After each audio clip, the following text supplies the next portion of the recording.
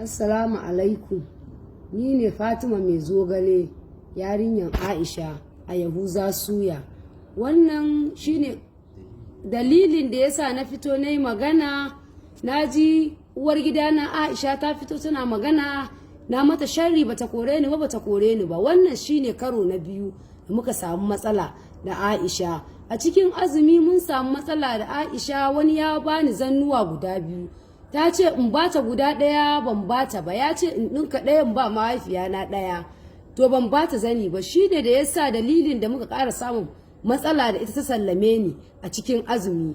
Bayan azumi da ya wuce ba kasuwa, Fatima ki dawo ba kasuwa, kasuwa ya yi ƙasa. Sai na ce mata to shikenan zan dawo. Sai na dawo.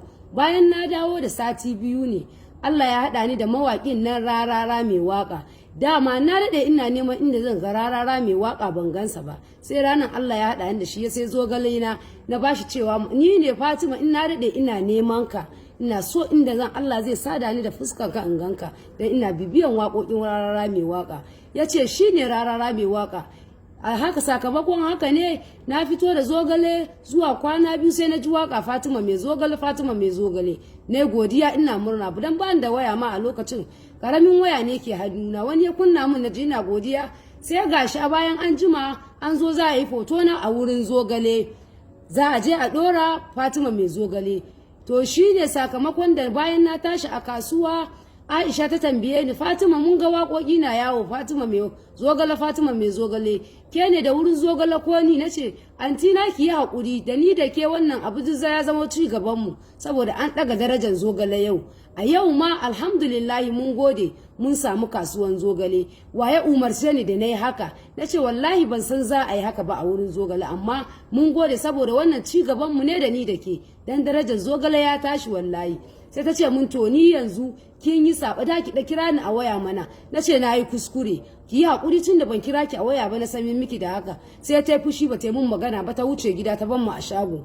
Bayan safiya ya waye ne ta zo da safe ta ce Fatima na sallame ki a wurin aiki, ki yi hakuri ki je gida. Nace dan Allah ki yi hakuri ki bani a wurin aikin nan. Sai na fara kuka. A lokacin nan ne ta ce ita ko me zan yi in yi hakuri, ta fa sallame ni kenan a wurin zogalanta, kar ta ƙara gani na a wurin zogalanta.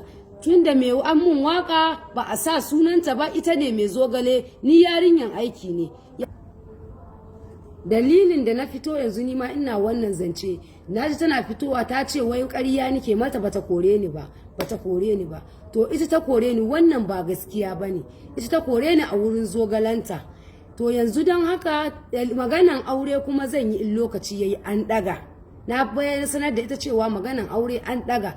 Ta ce duk da an daga maganan aure ta sallame ni a wurin zogalanta, da ni da ita ba shari daga ciki sai fatan alkhairi. Allah shi ɗaukaka ta, nima Allah ya kawo min hanyar da Allah zai ɗaukaka ni. Na gode, Allah saka da alkhairi, Allah ya buɗa cin abincinta mafi sauƙi.